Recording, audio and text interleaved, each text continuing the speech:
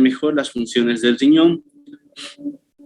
No sé si escuchan de fondo, hay un taladreo, lamentablemente acá cerca están construyendo y espero que no afecte, pero si hubiera problemas de audio, comuníquenme para que tal vez hable más fuerte, ¿no? Pero bueno, cualquier situación o alguna falla, coméntenme por favor. Ya la idea es que sea lo más clara posible.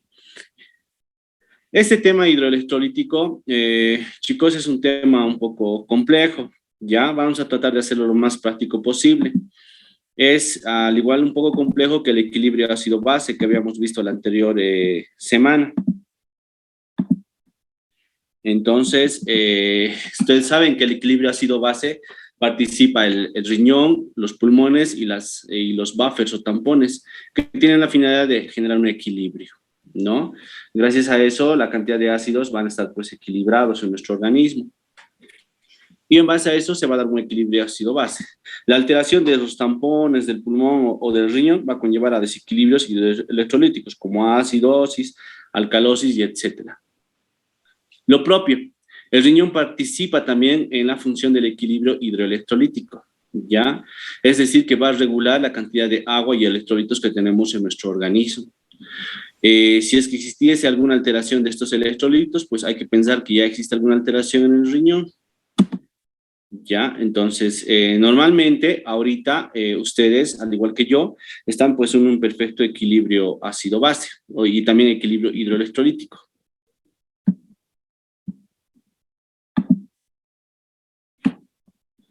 A ver un momentito, se me ha... Ya está. Ya, como ustedes bien saben, el 60% de nuestro organismo está constituido por agua. Se caracteriza principalmente porque en el feto el 90% es agua, ¿no? Como pueden ver, ya a medida que nacemos va reduciendo la proporción de agua. Cuando somos adultos estamos en un 60% aproximadamente. Y cuando estamos ya en una etapa de ancianos, baja la cantidad de agua en un 50%. Estamos hechos de agua.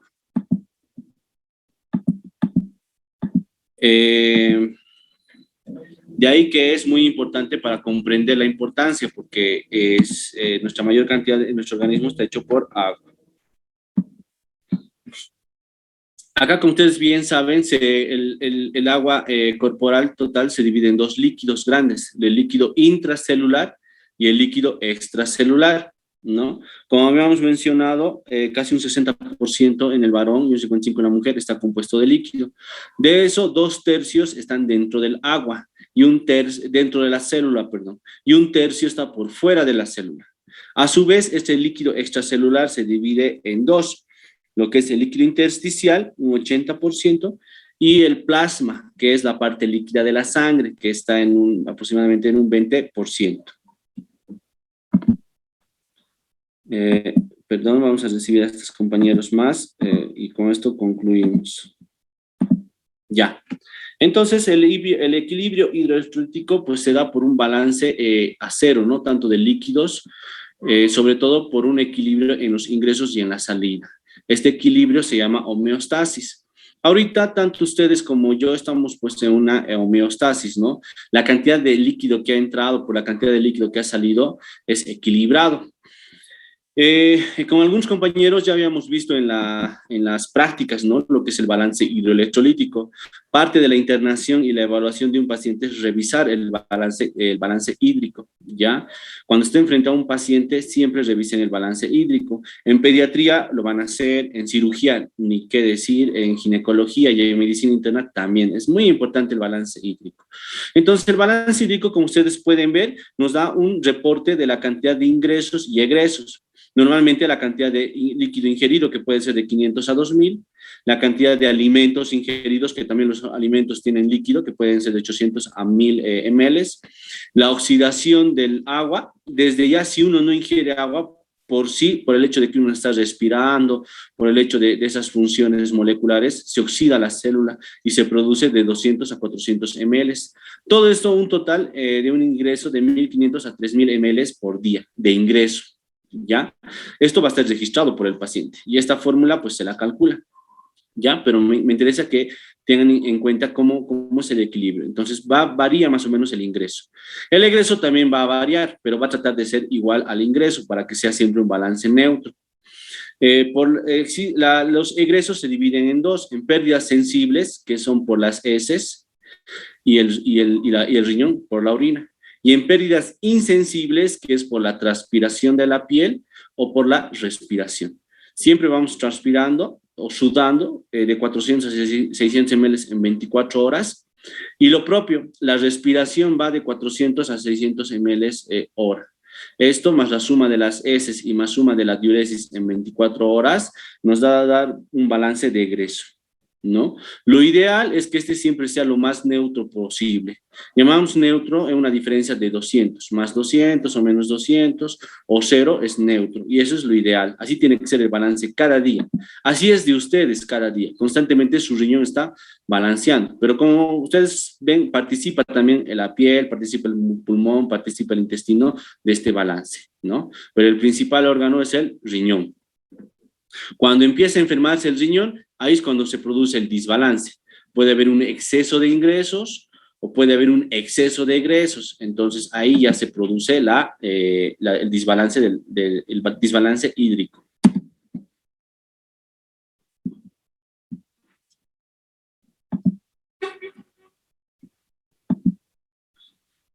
Ahora, en cuanto ese era el balance hídrico. Ahora, el balance de electrolitos, pues ustedes no hay un balance único, porque es distinto la cantidad de electrolitos a nivel intracelular, la cantidad de electrolitos a nivel intersticial y la cantidad de electrolitos a nivel sanguíneo o plasmático, ¿ya?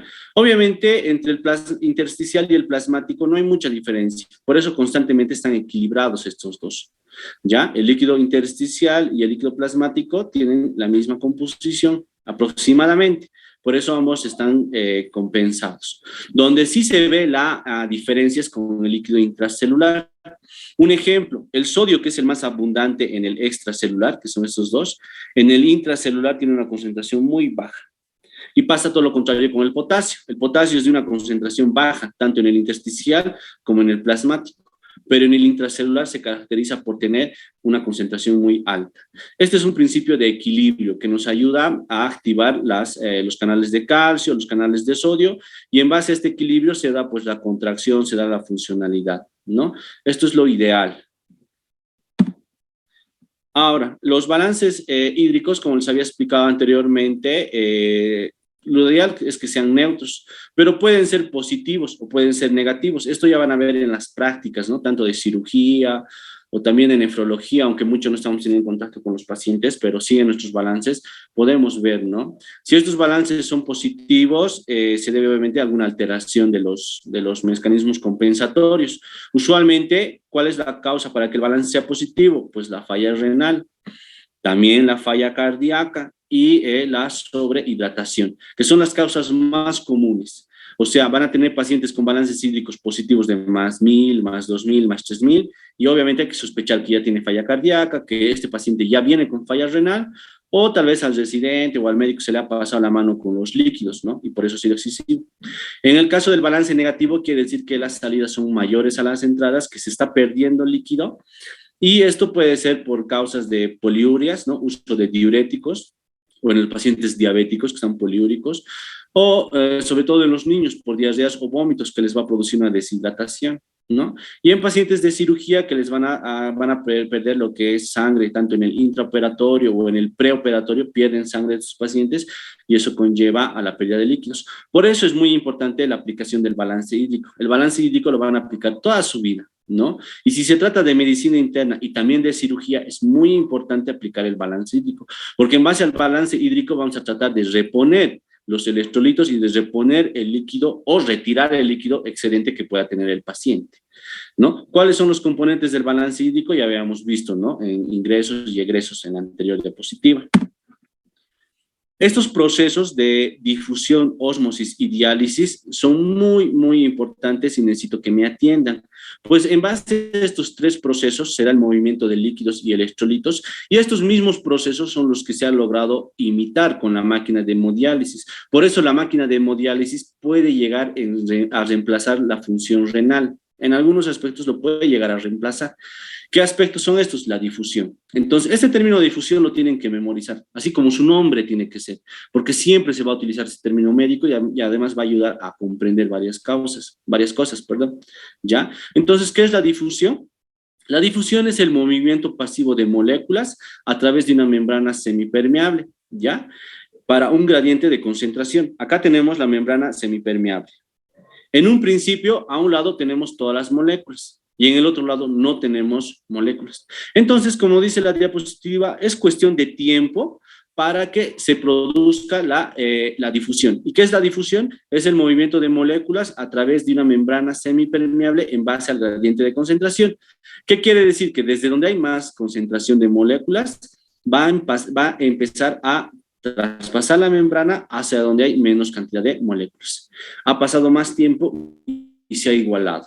Esta es una perfecta difusión porque ha habido un equilibrio de moléculas. Siempre, en cualquier solución, las moléculas hacen esa actividad. Es un principio básico de difusión, ¿ya? Es un principio básico de difusión, donde en un principio las moléculas están concentradas y a través de la membrana semipermeable empiezan a traspasar la membrana, ¿no? Entonces, un movimiento de moléculas a través de una membrana semipermeable en base a un gradiente de concentración, desde donde hay menos moléculas hacia donde hay más moléculas, ¿ya? Es así que el riñón puede eliminar tóxicos, ¿no? Supongamos que esta es la urea y esto está en el glomérulo y esta es la cápsula de Bowman. Entonces empieza a haber una difusión de urea. Se difunde la urea y se empieza a eliminar urea. Lo propio con la creatinina. Existe excedente de creatinina, se empieza a eliminar la creatinina. Y el potasio, entonces mediante un principio de difusión se empiezan a eliminar estas moléculas. La siguiente diapositiva es la ósmosis. ¿Qué es la ósmosis? La ósmosis es el movimiento del agua a través de una membrana también semipermeable en base a un gradiente de concentración. ¿Qué quiere decir? Que el agua se va a mover desde donde hay menos moléculas hacia donde hay mayor moléculas, porque tiene que haber un principio de osmolaridad. ¿Qué es ese principio de osmolaridad? Que la relación de solutos, que son estas piezas, ¿no? Estas moléculas, y soluble, que es el líquido, tiene que ser equilibrado. Entonces, si aquí en este lado derecho no está equilibrado, empieza a moverse el agua. Empieza a moverse el agua porque es atraída por estas moléculas. Estas moléculas hacen una presión osmótica, generan una presión osmótica. Entonces, el agua es atraída. Entonces, donde hay menos moléculas, hasta donde hay más moléculas, empieza a moverse el agua. Entonces, aquí se ve una diferencia. Esta diferencia que ven aquí ya es se llama presión osmótica. ¿Ya? Entonces, eso es lo que hace el agua, moverse desde donde hay menos concentración de solutos hacia donde hay más concentración de solutos. Desde donde hay menos concentración de solutos hacia donde hay mayor concentración de solutos. ¿Para qué? Para la osmolaridad. Aquí la osmolaridad era muy baja y aquí era muy alta. Una vez que se ha producido la ósmosis, entonces la osmolaridad de aquí se ha tratado de igualar a esta, ¿no? Aunque esta obviamente es un poquito más alta. ¿Por qué? Porque tiene más moléculas y esa diferencia se llama presión osmolar. ¿Ya? Entonces, ese concepto básico se aplica en el riñón y también se aplica en la hemodiálisis. Gracias a eso se puede eliminar agua. Gracias a este principio, el riñón elimina agua. Este es el movimiento de agua. Constantemente se da un movimiento de agua, como pueden ver, entre el líquido extracelular y el líquido intracelular. Y siempre es equilibrado. Pero si en algún momento aumentara la osmolaridad en el líquido extracelular, ¿qué quiere decir? Que habría más soluto acá, el agua va a empezar a salirse. Va a empezar a salirse el agua y se va a congestionar esa célula, perdón, se va a deshidratar, se va a contraer, va a estar contraída esta célula. Entonces, esta es una deshidratación celular. ¿Por qué? Porque ha habido mucha osmolaridad aquí afuera. Lo contrario, si disminuye la osmolaridad del líquido extracelular, entonces el agua se va a empezar a mover. Desde donde hay menos osmoles a donde hay más osmoles, va a empezar a moverse el agua. ¿Y qué va a hacer? Va a empezar a entrar dentro de la célula. Y la célula se va a edematizar, ¿no? Entonces, por eso tiene que haber un perfecto equilibrio entre el líquido intracelular y el líquido extracelular. Cuando se rompe este equilibrio, o la célula se contrae por alta osmolaridad plasmática, o la célula se edematiza por baja osmolaridad plasmática. ¿Ya? Entonces, este principio también es básico e importante para comprender. Esta fórmula de osmolaridad igual la tienen que saber siempre, la van a aplicar, ¿ya? Entonces ya la han debido conocer, pero no sé, en fisiopatología, usualmente, ¿no? ¿Cómo se calcula la osmolaridad? Se multiplica el sodio por el potasio por 2, más la urea dividido entre 6, más la glucosa dividida entre 18. Todo este cálculo nos da una osmolaridad de 280 a 290. Este ejemplo, digamos, este es un laboratorio mío, donde tengo un sodio de 136, que es adecuado, un potasio de 4.1, que es adecuado, mi glucosa en ayunas, que está a 90, que es adecuado, y una urea 24. Empezamos a hacer la fórmula y me sale una osmolaridad de 289.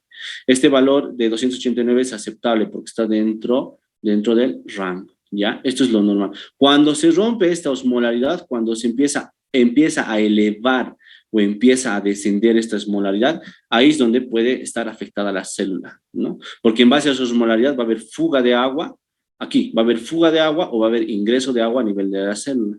Entonces, por eso es muy importante, como ustedes como médicos tienen que tratar de mantener el sodio dentro de lo normal, el potasio dentro de lo normal, la glucosa dentro de lo normal y la urea dentro de lo normal. Porque si estos empiezan a elevar o empiezan a descender, se va a alterar la osmolaridad. Y si se altera la osmolaridad, pues va a haber estas alteraciones celulares. La diálisis es un tercer principio físico-químico, ¿no? El primero habíamos dicho la difusión, el segundo habíamos dicho la ósmosis y el tercero es la diálisis. ¿Qué es la diálisis? La diálisis es la separación, como dice acá, de sustancias, ¿no? Que están juntas en una misma solución y que van a ser separadas a través de una membrana, ¿ya? Acá tenemos dos tipos de sustancias, estas rojas que son cristaloides y estas azules que son coloides. Los coloides siempre son de más peso molecular, siempre son más grandes. Y los coloides no van a poder atravesar la membrana. En cambio, los cristaloides sí. Entonces, la diálisis, ¿qué dice? Que dice que a partir va a haber también un movimiento, va a haber un proceso, aquí es combinado, va a haber un proceso de difusión, que quiere decir que estas moléculas de donde hay mayor concentración van a pasar a donde hay menor concentración a través de una membrana semipermeable. ¿Ya? Este principio utiliza nuestro riñón para eliminar. Hagamos de cuenta que son las proteínas. ¿Qué habíamos dicho? Las proteínas nunca se van a eliminar porque son grandes y no atraviesan el epitelio fenestrado, ¿no? Donde están aquí podocitos, membrana basal, todo eso. Pero sí pueden traspasar moléculas como la urea, como la creatinina, como la glucosa, como el potasio, y empiezan en base a un gradiente de concentración, desde donde está abundante a donde no hay nada, empiezan a traspasar la membrana. Y empieza a haber un cierto equilibrio y de ahí es donde empieza a eliminarse. Se elimina lo que es la glucosa, se elimina lo que es la urea, se elimina lo que es la creatinina, esto a nivel del glomérulo.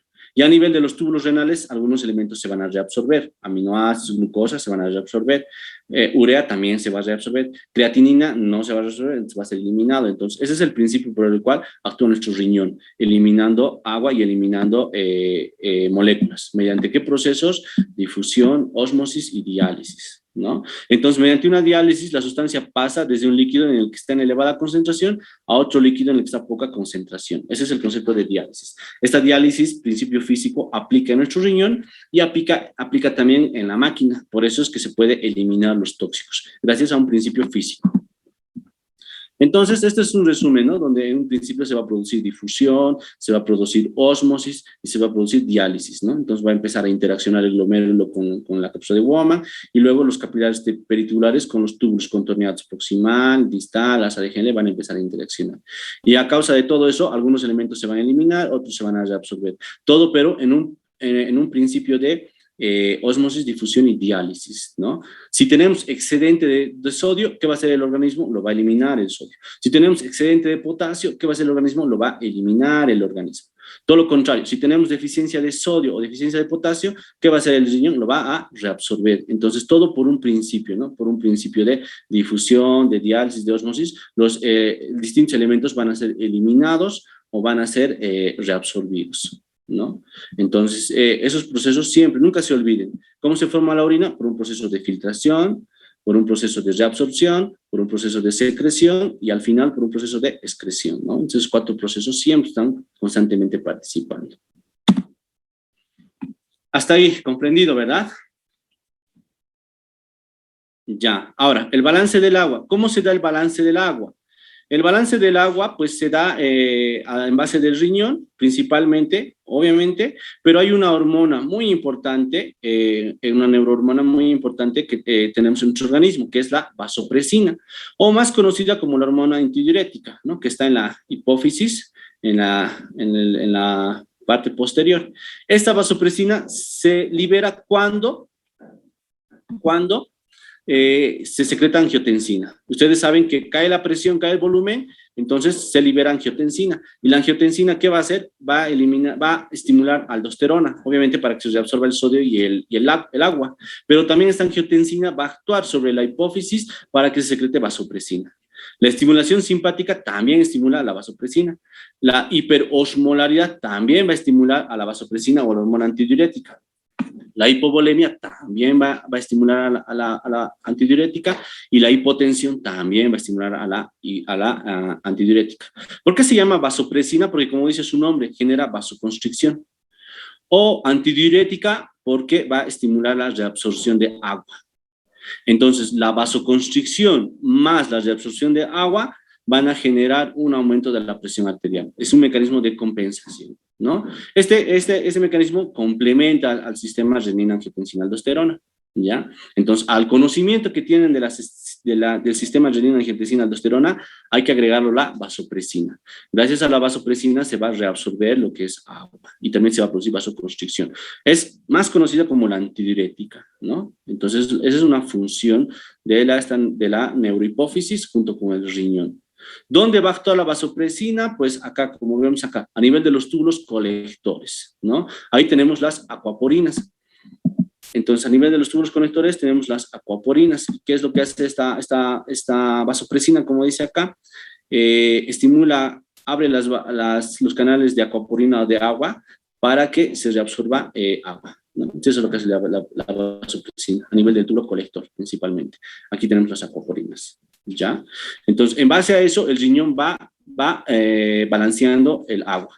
Si está hipovolémico, pues tiene que reabsorber agua. Si el paciente está hipotenso, tiene que reabsorber agua. Si el paciente está con hiperosmolaridad, entonces este es un osmoreceptor, siente que está elevándose el sodio, más no está elevándose el agua, entonces por esa hiperosmolaridad va a liberar vasopresina. ¿Para qué? Para que se reabsorba agua y esta hiperosmolaridad se compense. O si está hipotenso, que sea por la angiotensina, igual se libera. Entonces ese es un mecanismo de compensación.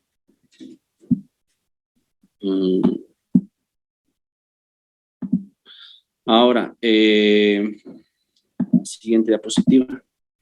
Los trastornos hidroelectrolíticos, ¿ya? Vamos a tratar de avanzar, son 30 diapositivas y vamos a avanzar a la mitad. Vamos a tratar de abarcar lo que se pueda. Si se corta, ya saben, tienen que nuevamente ingresar. Obviamente, faltando unos 20 minutos, vamos a dictarles las notas finales del primer parcial. Ya los tengo de todos. Ya, a ver, avanzaremos hasta antes que se corte. Los trastornos hidroelectrolíticos son alteraciones de los electrolitos, ¿no? Del contenido corporal en el cuerpo. Estos se clasifican por defecto, o sea, por deficiencia, o por exceso, ¿no? Por abundancia. Entonces, puede haber un aumento de aporte de electrolitos que van a causar hipers, o puede haber una alteración de distribución que pueden generar hiper o hipo, o puede haber una disminución de la excreción, ¿no? Que igual puede generar hipers. Entonces, esto es genérico. Empezamos por la hiponatremia. Se llama hiponatremia a aquella alteración clínica, siempre clínica, la clínica siempre manda, generado por una concentración por debajo de un sodio 135. Si a mí, que estoy asintomático, me hacen un laboratorio y mi sodio está a 130, pues puede ser que sea un error de laboratorio. Por eso nunca se trata laboratorios, nunca se trata papeles, siempre se trata pacientes. Entonces, clínica tiene que ser. Es lo más frecuente en la práctica médica, ¿no? Entonces, cuando vayan a ver pacientes de cirugía, de medicina interna, de nefros, Dios mediante, ojalá, pero hasta el momento está complicado, van a poder encontrar hiponatremias, ¿no? Es lo más común las hiponatremias.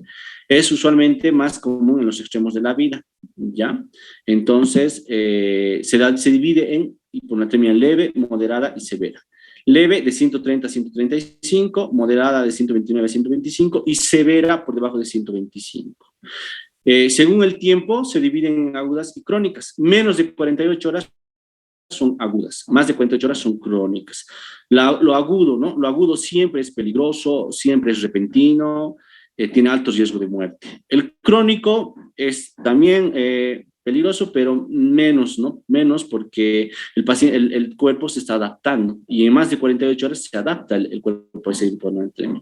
Entonces, ¿cuál es la diferencia entre la aguda y la crónica? La rapidez del tratamiento. En la aguda hay que actuar rápido. En la crónica no quiero decir que actúen lento, pero nos da más tiempo porque el cuerpo está adaptado, ¿no? Se clasifica, bueno, según la sintomatología puede ser asintomático, como os he dicho, en el leve, ¿no? Como os he dicho, yo puedo tener un sodio de 130 y voy a estar asintomático, tal vez ahorita dándoles conferencia y todo, ¿no? Pero ya por debajo de 130 puedo llegar a presentar un poco de cefalea, confusión, náuseas, y la grave, ¿no? En la grave ya el paciente está con bastante vómitos, esta alteración del estado de la conciencia, convulsiones, coma. Hemos visto nosotros en la práctica médica que llegan pacientes hiponatrémicos, ¿no? Convulsionando o vienen ya en coma, ¿no? En estos pacientes, ¿qué es lo primero que hay que hacer? Es un laboratorio de electrolitos. Actualmente la gasometría ya viene con electrolitos, entonces como es rápido la gasometría en 20 minutos, entonces aparte de ver el estado ácido base de ese paciente, vemos su sodio. El sodio es lo que es, el sodio es para el cerebro lo que el potasio es para el corazón.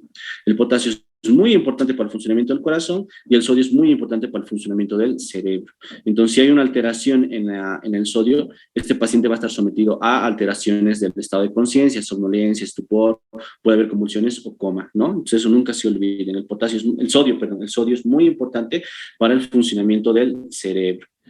Según su osmolaridad, pueden dividirse en hipotónica, isotónica e hipertónica. ¿Eso qué quiere decir? Que una vez que se ha identificado la hiponatremia, lo segundo que tenemos que hacer es el cálculo de osmolaridad.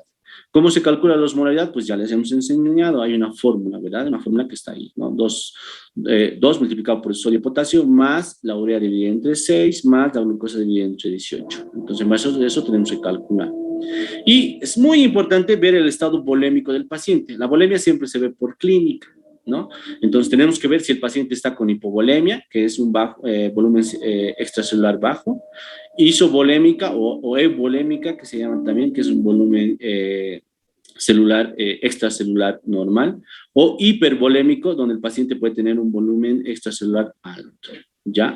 Entonces, obviamente esto se ve por la clínica. Por eso, antes de estar viendo laboratorios y esas cosas, tenemos que ver al paciente. Entonces, ver si este paciente está deshidratado, si este paciente está normal o este paciente está sobrecargado, porque en base a eso también va a variar nuestro tratamiento. Las causas de hiponatremia, pues son varias, como pueden ver, ¿no? Entonces, una pseudohiponatremia se puede dar por una elevación principalmente de la glucosa, ¿ya? Se ha visto pacientes que tienen glucosas de 500 y por un principio de osmolaridad, ¿qué va a hacer el riñón? El riñón está sintiendo que hay un osmolar que está subiendo harto. Normalmente la glucosa tiene un valor de 100, pero en este paciente tiene un valor de 500. Entonces, ¿qué hace el riñón? Empieza a eliminar el otro osmolar que tiene a la mano, que es el sodio. Entonces, por un principio de compensación, desciende el sodio por la hiperglucemia, ¿no? Por eso se llama pseudohiponatremia, porque si hacemos aquí un cálculo de osmolaridad, la osmolaridad va a estar normal. Entonces, ¿qué está pasando? La glucosa está empezando a elevarse y eso está provocando que se elimine el sodio, ¿ya? Entonces, ¿qué hay que hacer? Corregir la glucosa. Corrigiendo la glucosa va a descender y automáticamente el riñón va a empezar a equilibrarse y va a empezar a subir el sodio, ¿ya? Entonces, la causa más común es la hiperglucemia. Se ve. Van a tener pacientes diabéticos con glucosa de 300, 500, y al lado que van a tener una hiponatremia, pero esa hiponatremia es falsa porque es compensatoria a la hiperglucemia. Puede darse también por liberación de lo que es la vasopresina, ¿no? La liberación de la vasopresina. Esta vasopresina es antidiurética, entonces va a empezar a retenerse líquido. Si se retiene el líquido, no se olviden, la vasopresina solo estimula la reabsorción de agua, no de sodio. No es como la aldosterona. Entonces, al reabsorberse solo agua, va a empezar a subir nomás el agua y el sodio se va a mantener. Entonces, al subir el agua puede hacerse una hiponatremia dilucional, ¿no? Dilucional. La ingesta excesiva de agua. No, eso es poco común, ¿no? Pero se ha visto, se ha visto. Obviamente, y eso ustedes ya como médicos tienen que saber, ¿no? Si hacen algún deporte o si se van a una fiesta y se beben y se deshidratan, todo eso, qué sé yo, al día siguiente van a estar, pues, obviamente con alteración electrolítica. ¿Y qué hacen muchas personas? Empiezan a beber agua, agua, agua. Pero hay que tomar en cuenta que uno cuando ha perdido, ha sudado, qué sé yo, o ha tenido una micción abundante de poliuria, no solo ha perdido agua, también ha perdido electrolitos. Entonces,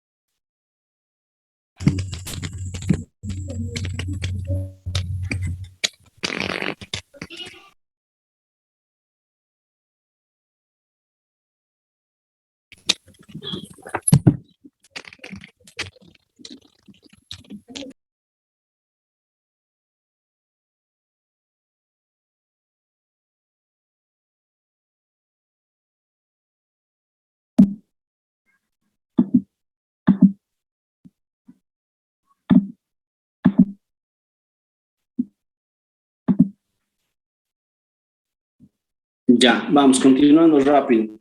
Les decía, se da a veces el caso, ¿no?, donde uno ingiere solamente agua, agua, agua, y eso no es correcto, ¿no? Porque si uno siempre, nosotros siempre vamos a perder agua y electrolitos. Entonces, tiene que ser una reposición con electrolitos. De ahí que hoy en día ha aumentado bastante, ¿no? El uso de Powerade, Gatorade, qué sé yo, que son soluciones balanceadas, ¿no? Que tienen electrolitos. ¿Y qué es lo recomendado? Porque les vuelvo a señalar que cuando uno transpira, respira, no solamente estamos perdiendo agua, sino perdemos también una cierta cantidad de electrolitos, ¿no? Ni qué decir en la diuresis o en la catarsis. Entonces, pero hay gente que solamente ingiere agua, agua y no, pues está alterándose la osmolaridad y generamos hiponatremia, ¿no? Otra, la polidipsia psicógena, que esto ya es una enfermedad, ¿no? Donde el paciente, por alteración psicológica, psiquiatra, está ingiriendo lo que es simplemente agua, sin electrolitos, ¿no? En la enfermedad renal crónica también, porque el riñón no puede concentrar y empieza a eliminar simplemente sodio, ¿no? Normalmente, ¿qué hace el riñón? Reabsorbe sodio, pero como ya hay una enfermedad renal crónica, no lo puede concentrar y lo empieza a eliminar. Cuando existe una disminución de lo que es el el volumen circulante efectivo, o sea, por pérdida renal. O sea, aquí va a haber pérdida de agua y también de sodio. Entonces va a haber pérdida renal, puede ser por uso de diuréticos o una poliuria. No se olviden que hay fallas renales oligúricas y poliúricas, entonces puede ser una fase poliúrica. En la presencia de vómitos, diarreas, también se puede perder lo que es agua y sobre todo sodio. Una sudoración excesiva también puede dar la pérdida de sodio, hemorragias, ¿no? Y manitol, que es muy poco, pero se ha visto también. Cuando el volumen circulante está normal, puede tratarse más de una enfermedad de tipo hormonal, ¿no? Puede ser el Addison, que es más común, o el hipotiroidismo. O cuando el volumen circulante está aumentado por dilución, como les decía, puede ser la insuficiencia cardíaca, donde el paciente va a estar congestionado, en la insuficiencia hepática, porque existe pérdida de proteínas y el paciente va a presentar lo que es una baja presión coleosmótica, entonces va a empezar a hincharse de agua, a edematizarse. Entonces esa edematización también va a generar una hiponatremia dilucional. En el síndrome nefrítico, sobre todo en el nefrótico, donde el paciente también va a tener una baja presión coleosmótica y va a empezar a edematizarse. Y en el embarazo, ¿no? También donde aumenta el volumen, hemos visto en las diapositivas, hemos preguntado en el examen, aumenta la volemia, más no así el electrolito, y puede haber una dilución, ¿no? Entonces son las causas más comunes de hiponatremia. Y las van a ver toditas estas, ¿no? Las van a ver. No es muy frecuente la patología, pero las van a ver. ¿Qué hay que hacer en ese caso? Lo primero, pedir, si estamos sospechando clínicamente, ¿no? Pedir un ionograma sérico, hacer la prueba de osmolaridad plasmática, o sea, obviamente hay que pedirle glucosa, hay que pedirle urea, hay que pedirle sodio y potasio y calcular la osmolaridad urinaria. Para calcular la osmolaridad urinaria es sencillo, simplemente hay que ver la densidad que nos reporta el ERGO. Y en base a esa densidad nos va a dar ya la osmolaridad. Si la densidad está en 1010, pues la osmolaridad está en 300. Si la densidad está en 1020, la osmolaridad está en 600. Y si la osmolaridad está en 1030, si la densidad está en 1030, la osmolaridad está en 900. Entonces, una osmolaridad plasmática baja más una osmolaridad urinaria baja puede tratarse de SHIHAT. ¿Qué es el SHIHAT? Es una secreción inadecuada de hormona antidiurética, ¿no? Entonces es un estado donde el paciente no puede orinar porque está abundando la hormona antidiurética o la vasopresina, retiene líquido. Y al retener líquido, solamente líquido, no sodio, va a empezar a aumentar el líquido extracelular y se va a empezar a diluir, va a bajar la osmolaridad plasmática de ese paciente. Intoxicación hídrica, que ya habíamos mencionado, ¿no? Tiene que ser el consumo de líquidos tiene que ser más electrolitos. Pero si solamente se consume agua, pues obviamente se altera y va a dilucionar, se va a bajar la osmolaridad plasmática. ¿En qué casos también? Cuando la osmolaridad plasmática está elevada y la osmolaridad urinaria está baja, pues puede tratarse de una diabetes insípida. La diabetes insípida es lo contrario a la SHIHAT. Es un estado donde no hay vasopresina, no hay antidiurética. Y el paciente puede estar lo que es poliúrico, no va a haber reabsorción de sodio y va a estar hiponatrémico. ¿Ya? Y si la osmolaridad plasmática es normal, puede ser que se trate de una pseudohiponatremia. Ya habíamos visto acá las causas. La causa más común, la hiperglucemia. Entonces hay que corregir ese factor desencadenante. ¿Cómo se hace el tratamiento? Pues hay que buscar la causa. Si la causa es insuficiencia cardíaca, hay que tratar la insuficiencia cardíaca. Si es síndrome nefrótico, hay que tratar el síndrome nefrótico. Si es embarazo y no genera clínica, hay que expectar. Si es hipotiroidismo, hay que tratar el hipotiroidismo. Si es Addison, hay que tratar el Addison. Si hay una pérdida renal, hay que reponer. Si hay vómitos o diarreas, hay que reponer. Si hay una hemorragia, hay que controlar la hemorragia y transfundir, etcétera, ¿no? Entonces, en base a la causa, se hace el tratamiento. Si hay algún medicamento o algún factor desencadenante, pues hay que controlarlo. Si el paciente está hipovolémico y con hiponatremia, está euvolémico, o sea, quiere decir que tiene buena volemia. Si hay buena volemia, hay que restringir el agua, obviamente, porque si el paciente está hiponatrémico y al darle solamente agua sin electrolitos, vamos a generar más esa brecha, ¿no? Vamos a hacer de que aumente más el soluble y no el soluto. Entonces la hiponatremia se va a incrementar. Entonces, si está euvolémico, nuevamente euvolémico con buena volemia, entonces hay que restringir el agua. Si está hipovolémico, deshidratado, entonces hay que darle solución salina. Pero ustedes dirán, ¿pero por qué si el sodio tiene 154? Pues justamente por eso, porque tiene un sodio de 154, nos va a ayudar más rápido a poder controlar esa hiponatremia. Entonces, hay que darle hidratación a ese paciente, ¿no? ¿En qué casos? Aquí habíamos hablado, en pérdida renal, vómitos, diarrea, sudoración excesiva, hemorragia, entonces hay que darle líquidos. Y si el paciente está hipervolémico y con hiponatremia, pues habría que usar más diuréticos. Puede ser que los diuréticos incrementen más la hiponatremia, puede ser, pero ahorita el paciente va a estar más por síntomas de hipervolemia, entonces hay que tratar la hipervolemia. Si está en edema agudo de pulmón, lo propio, hay que tratar el edema agudo de pulmón, ¿no? Entonces, ¿qué hay que hacer? Uso de diuréticos. Y ya después le damos solución hipertónica. Una vez que el paciente está eubolémico, que tiene buena volemia, si le hemos repuesto bien o le hemos quitado el excedente, y si la hiponatremia sobre todo es severa y clínica, ahí damos hipertónicas. Las hipertónicas son unas soluciones especiales que se preparan, ¿ya? Estas se preparan, no vienen de farmacia. Si bien viene la solución salina al 0,9%, con cloruro de sodio se empieza a subir esta concentración. ¿Y al cuánto? Al 3%. ¿Ya? Al 3%. O sea, si esta solución salina tiene 154 miliequivalentes, al 3% es aproximadamente 500 miliequivalentes. Entonces, una vez que hemos conformado esta solución, empezamos a infundir al paciente. ¿Ya? Pero más que hacer las fórmulas, más que aplicar lo que es las correcciones, no me suele ser muy práctico. Podemos hacer en las prácticas, ¿no? Pero antes de teórica va a ser para perdernos, nomás, para complicarnos. Lo que sí tienen que saber es de que la elevación del sodio tiene que ser de 10 a 12 miliequivalentes por día. ¿Ya? Si ese paciente tiene un sodio de 120, entonces máximo a 122 hay que subirle en un día. Cuidado que de 120 a 140, a 150 le estemos subiendo, no. Vamos a generar una desmielinización osmótica, o el término más conocido es mielinólisis pontina. ¿Qué quiere decir? Que la solución va a ser tan hipertónica que ese nervio se va a desmielinizar. Ustedes saben que el nervio tiene mielina, y que esa mielina facilita la conducción, la sinapsis. Entonces, al dar una solución hipertónica de forma abrupta, vamos a desmielinizar ese nervio, lo vamos a alterar. Y el paciente va a estar cuadriparético, va a estar postrado en la cama, no va a poder moverse, va a estar paralizado el paciente. Entonces, es muy riesgoso. Lo que sí tienen que saber es que sí se utiliza una solución hipertónica al 3% y que la reposición es de 10 a 12 miligramos por día. Si de 110 le hemos subido a 120, perfecto. Al día siguiente tenemos que subirle de 120 a 130 y después con calma de 130 a 140. Es progresivo. No es necesario de 110, de 120 dejarle en 150 el primer día. Ahí más que compensación le vamos a generar daño al paciente. ¿Qué se llama ese daño? Mielinólisis pontina, ¿no? O desmielinización osmótica. La hipernatremia. ¿Qué es la hipernatremia? La hipernatremia es una alteración clínica, también clínica, nunca se olviden, relacionada por una concentración del sodio sérico mayor a 145. Esto induce a una deshidratación celular mediante ósmosis.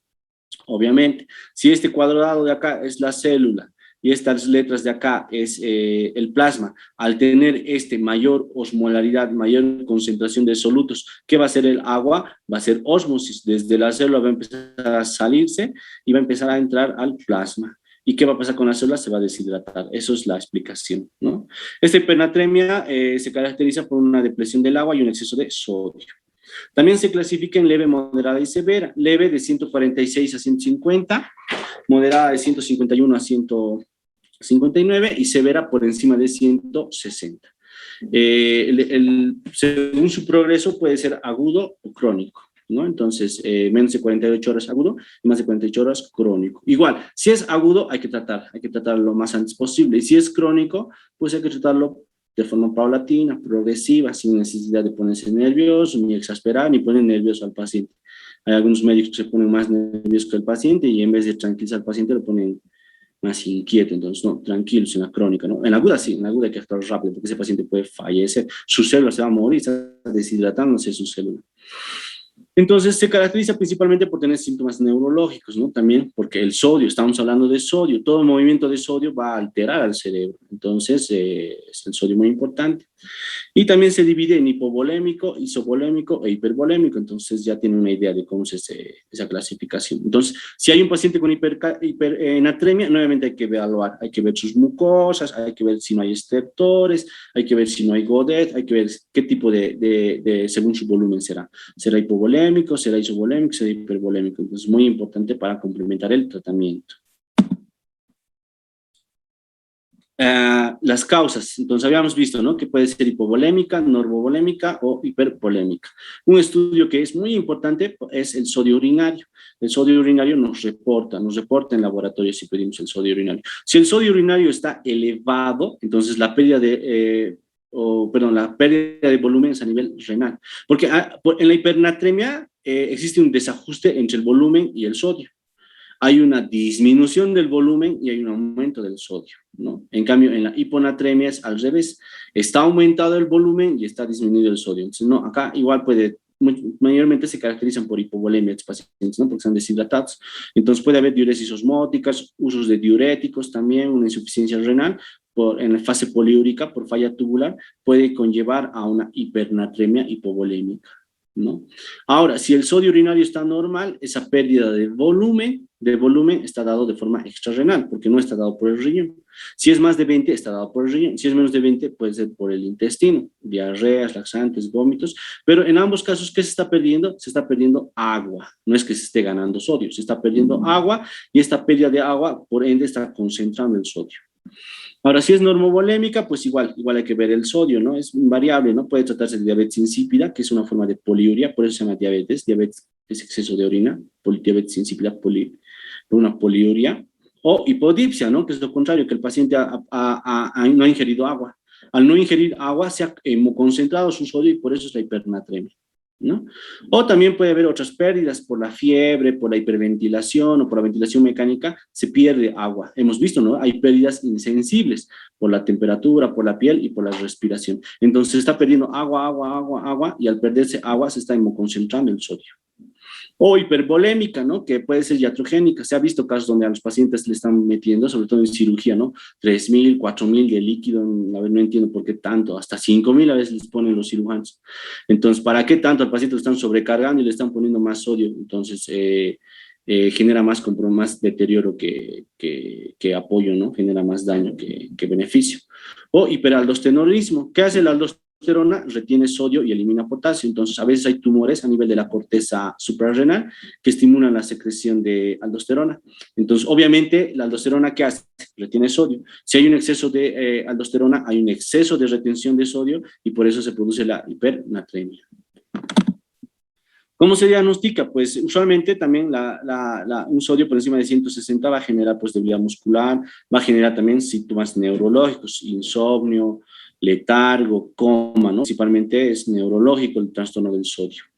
Entonces, la osmolaridad, ¿cuánto es normalmente? De 280 a 290, pero se ha visto con osmolaridades de 350, de 400, que es casi incompatible con la vida, donde los pacientes están con un sodio de 180. Yo he visto en terapia intensiva, vemos sodios de 190, es casi incompatible con la vida, esa célula está totalmente seca, por decirse, está deshidratado el paciente. Entonces, obviamente no es que le esté faltando solo agua, sino existe un deterioro ya en el funcionamiento del sodio. Y lo peor es que es un feedback positivo. ¿Qué quiere decir? O sea, es un círculo vicioso. El sodio aumentado genera más aumento de sodio, más aumento de sodio, más aumento de sodio, más aumento de sodio y termina el paciente falleciendo. Entonces, ¿qué tenemos que hacer? Es un diagnóstico precoz y un tratamiento.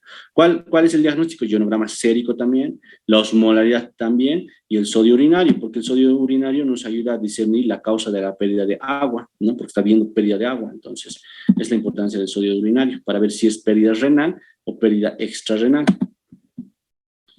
Tratamiento, tratar la causa, ¿no? Entonces, igual repasamos aquí.